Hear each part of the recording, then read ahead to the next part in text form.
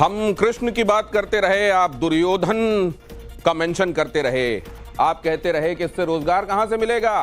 आज जितने सारे लोगों को रोजगार मिला है अलग अलग जगहों पर, क्या वो रोजगार मिल पाता उन जगहों पर जहां भगवानों के दिव्य मंदिर हैं। योगी बोल रहे हैं विधानसभा में। लेकिन प्राइम एट 4 की तरफ आपको आज की अहम खबरों की तरफ पहले ले चलता हूं। प्राइम एट 4 में आपको बताएंगे राहुल गांधी की दादी और समाजवादियों के नेताजी के नाम पर क्यों मचा है सियासी कोहराम।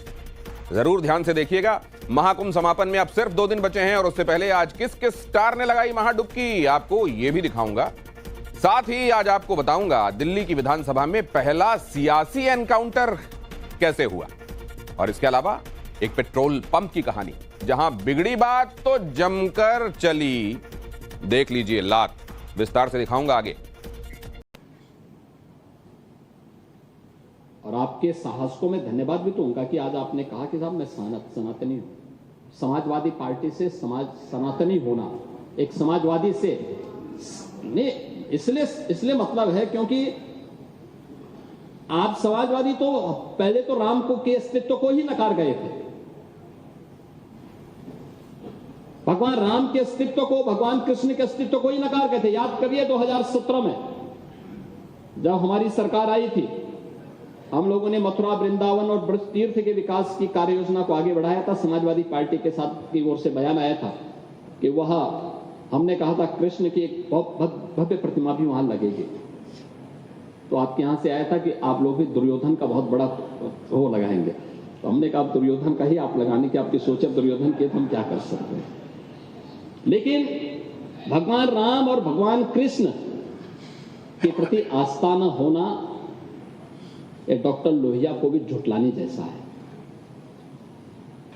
याद करिए डॉक्टर लोहिया ने भगवान राम, भगवान कृष्ण और भगवान शिव के बारे में किन विचारों को उद्धृत किया था। और मुझे लगता है कि यही दिखाता है कि आप लोग न सनातन धर्म के प्रति सम्मान का भाव व्यक्त कर पा रहे हैं और न सच्चे समाजवादी के रूप में ही अपने कर्तव्यों का निर्वहन कर पा रहे हैं।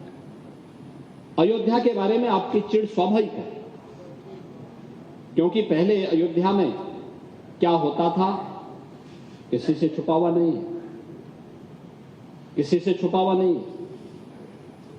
आज अयोध्या में 8 से 10 लाख श्रद्धालु प्रतिदिन आ रहा है। अब याद करिए अगर इन सड़कों को हम 4 लेन का नहीं बनाए होते, इंटरनेशनल एयरपोर्ट नहीं बना होता, 4-4 रेलवे स्टेशनों का सुंदरीकरण नहीं हुआ होता, क्या एक काम हो गया होता? वहां पे इतनी बड़ी संख्या में श्रद्धालु आ पाते, इतना भव्य दर्शन कर पाते, उन गरीबों को रोजगार मिल पाया होता जो लोग आज रोजगार प्राप्त कर रहे हैं, उन नाविकों के हाथों को काम मिल पाता जो आज हजारों रुपया प्रतिदिन कमा रहे हैं, वो रेस्टोरेंट और होटल की जो इनकम हो रही है, टैक्सी वाले और बस वालों की इनकम हो रही है, गाइड के रूप में लोग पैसा कमा रहे हैं, दुकान वाले पैसा कमा रहे हैं, क्या ये कमा पाते? लेकिन आप लोग पहले दिन से हमने अजमेर के विजयनगर ब्लैकमेल कांड के विरोध में आज सामाजिक संगठनों ने 3 जिलों में बंद बुलाया है। विरोध के तौर पर आज ब्यावर मुख्यालय, अजमेर के भिनाय शहर, केकड़ी, देवलिया कलां और नसीराबाद में दुकानें बंद रखी गई। इसके अलावा भीलवाड़ा के गुलाबपुरा शहर में विरोध के रूप में बाजार बंद रखे गए। आज बंद का फैसला सकल सनातन समाज की बैठक में लिया गया। हिंदू संगठनों ने विजयनगर ब्लैकमेल कांड के आरोपियों को फांसी की सजा की मांग की है। आरोप है कि विजयनगर में मुस्लिम समुदाय के कुछ व्यक्तियों ने एक संगठित गिरोह बनाकर हिंदू समुदाय की नाबालिग छात्राओं को लालच देकर प्रेम जाल में फांसा और फिर यौन शोषण करने के बाद उन्हें ब्लैकमेल किया। गलत तस्वीरें खींच के ब्लैकमेल करके और बहुत बड़ा रैकेट इनके पीछे है। आरोपी गिरफ्तारी तो हुई है, लेकिन न तो अभी तक एसआईटी गठित हुई, सीबीआई की मांग हो और योगी सरकार की तरह उन पर एक्शन हो, उन पर बुलडोजर चले और ये लव जिहाद करने वालों को फांसी हो। और ये खबर यूपी से ग्लोबल इन्वेस्टर समिट की शुरुआत हो गई है। इसका उद्घाटन प्रधानमंत्री मोदी ने किया। इस दौरान पीएम मोदी ने कहा कि आज दुनिया को भारत से बड़ी उम्मीदें हैं और खुद विश्व बैंक ने कहा है कि भारत आने वाले कुछ सालों में दुनिया की फास्टेस्ट ग्रोइंग इकोनॉमी बनेगा। इस दौरान प्रधानमंत्री ने मध्य प्रदेश की तारीफ करते हुए कहा कि देश की ईवी क्रांति के संदर्भ में मध्य प्रदेश आज एक लीडिंग स्टेट है। पीएम मोदी ने एमपी सरकार की निवेश को प्रोत्साहित करने वाली 18 से ज्यादा नई नीतियों को लॉन्च भी किया। पूरी दुनिया में चाहे सामान्य जन हो, अर्थनीति के एक्सपर्ट हो, विभिन्न देश हो या फिर इंस्टीट्यूशन, सभी को भारत से बहुत आशाएं हैं। पिछले कुछ हफ्तों में जो कमेंट्स आए हैं वो भारत में हर इन्वेस्टर का उत्साह बढ़ाने वाले हैं।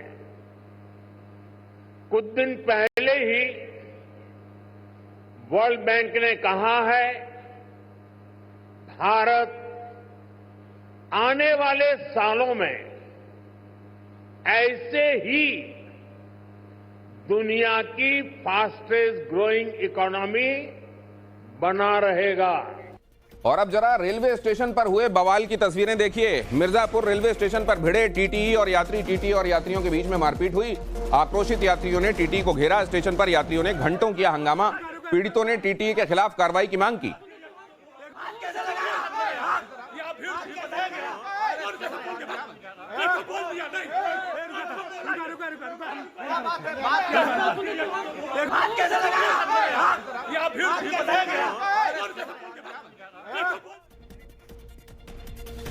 और राजस्थान के सीकर में अतिक्रमण के खिलाफ एक्शन। अवैध दुकानों पर प्रशासन ने बुलडोजर चलाया।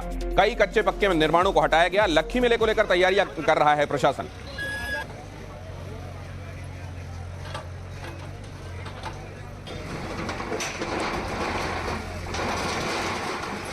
प्रयागराज में बॉलीवुड एक्टर और एक्ट्रेस भी पवित्र डुबकियां लगाने पहुंच रहे हैं। आज फिल्म एक्टर अक्षय कुमार और कटरीना कैफ प्रयागराज पहुंचे और महाकुंभ में उन्होंने स्नान किया।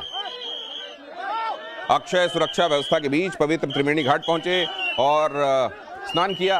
इस दौरान अक्षय को देखने के लिए भारी भीड़ भी वहां उमड़ पड़ी। दोपहर बाद कटरीना कैफ भी संगम पहुंची और मां गंगा की उन्होंने पूजा भी की। इस मौके पर अक्षय कुमार ने महाकुंभ की व्यवस्था को लेकर यूपी सरकार की तारीफ की। मजा आया, बहुत बढ़िया इंतजाम है, बहुत अच्छी तरह मतलब हम यहाँ के सीएम साहब योगी साहब का बहुत बहुत धन्यवाद करते हैं कि इतना अच्छा इंतजाम कर रखा है। मुझे अभी भी याद है 2019 में जब पिछला कुंभ हुआ था तो लोग गठरी लेके आते थे। अब तो इस वक्त तो सब बड़े बड़े लोग आ रहे हैं, अंबानी आ रहे हैं, अडानी आ रहे हैं, बड़े बड़े एक्टर आ रहे हैं, सब आ रहे हैं। तो ये इसे कहते हैं मतलब किस हिसाब से महाकुंभ ये इंतजाम किया हुआ है, ये बहुत ही बढ़िया है।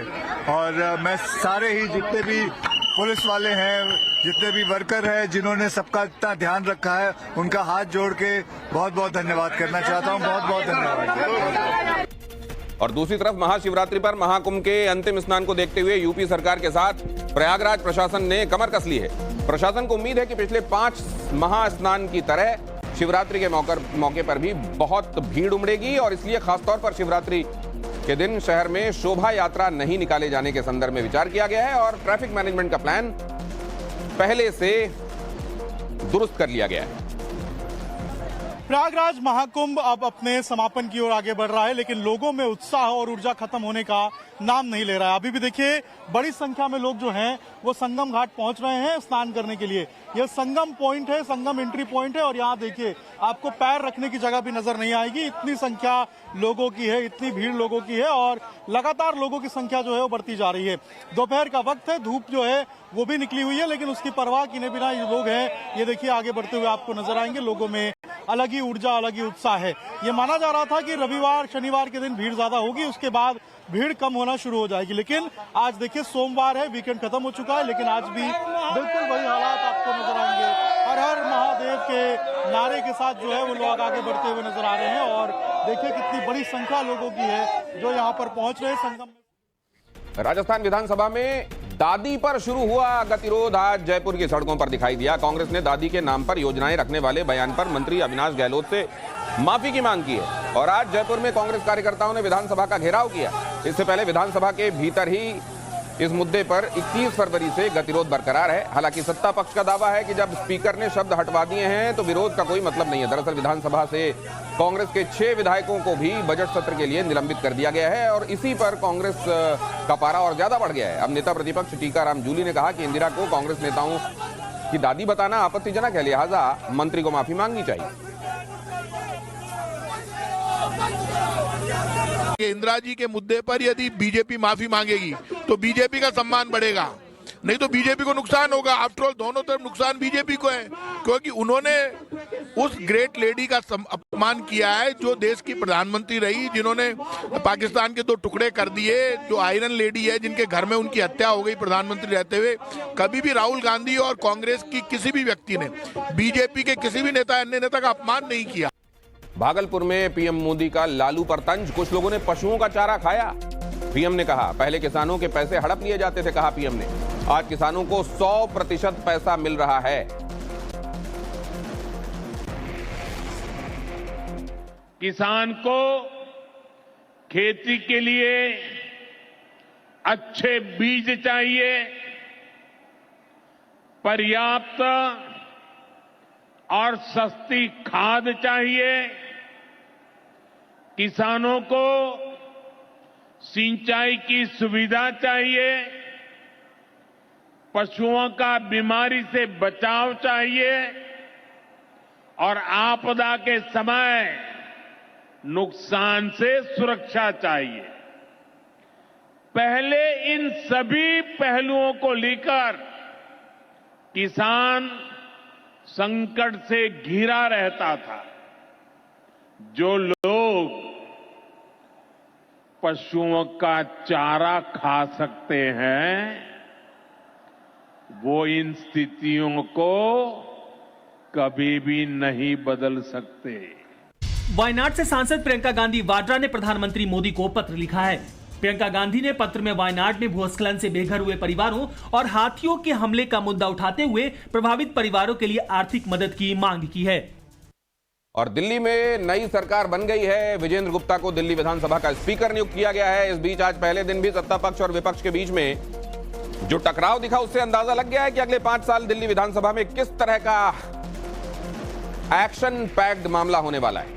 पहले ही दिन स्पीकर विजेंद्र गुप्ता ने साफ कर दिया है कि सदन नियम कायदों से चलेगा, किसी भी विधायक का हंगामा बर्दाश्त नहीं किया जाएगा। आम आदमी पार्टी पूरी तरह सदन को डिस्टर्ब करने के मन से आई है। सदन का पहला दिन ही सिर्फ डिस्टर्बेंस करना, और सभी को ये कहना चाहता हूं कि शिष्टाचार बना के रखिए, सदन की कार्रवाई को आगे बढ़ने दिया जाए। सदन की कार्रवाई को रोकना पूरी तरह से गैर कानूनी है।